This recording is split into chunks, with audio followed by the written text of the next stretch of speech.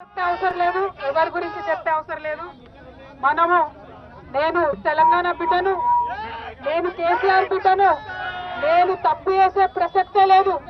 నేను మొండిదాన్ని, మంచిదాన్ని. అనవసరంగా జైలుకు పంపి నన్ను జగమొండిని చేసిండ్రు.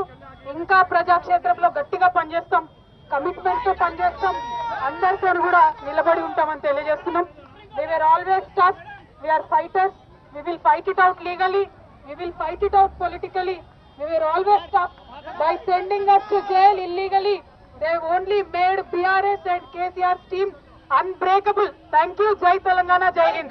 ఎవరి గురించి చెప్పే అవసరం లేదు, ఎవరి గురించి చెప్పే అవసరం లేదు.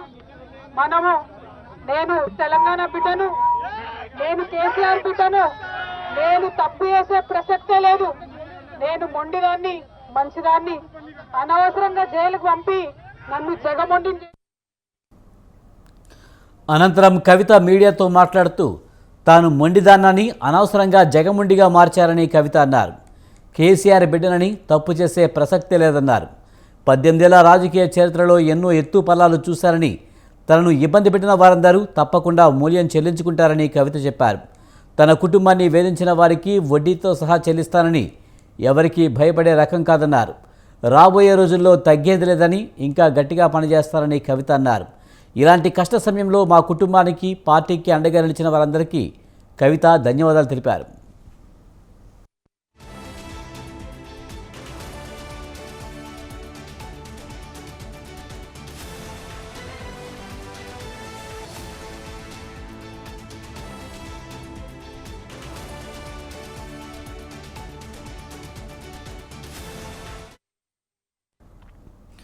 అంతకుముందు ఢిల్లీ లిక్కర్ పాలసీ స్కామ్లో నిందితురాలిగా ఉన్న కవితకు సుప్రీంకోర్టు బెయిల్ మంజూరు చేసింది.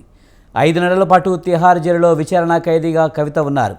సుప్రీంకోర్టు బెయిల్ ఇవ్వడంతో బీఆర్ఎస్ శ్రేణులు సంబరాలు చేసుకుంటున్నాయి.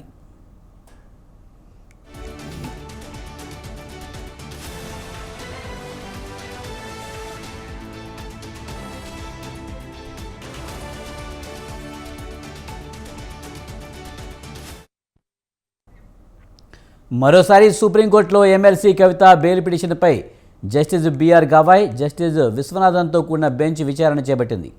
ఈడీ తరపున ఏఎస్జీ, కవిత తరపున సీనియర్ న్యాయవాది ముఖిల్ రోహిత్కి వాదనలు వినిపించారు. కవితకు విచారణ పూర్తయిందని, అన్ని వివరాలు విచారణలో చెప్పారని, బెయిల్ ఇవ్వాలని ముఖిల్ రోహిత్కి కోర్టును కోరారు.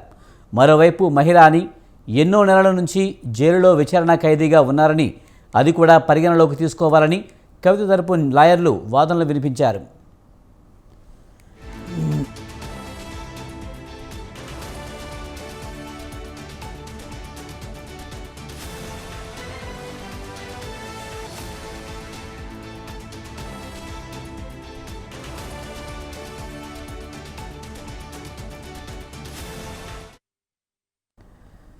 మరోవైపు కవితకు బెయిల్ ఇవ్వకూడదని ఏఎస్జీ వాదనలు వినిపించారు.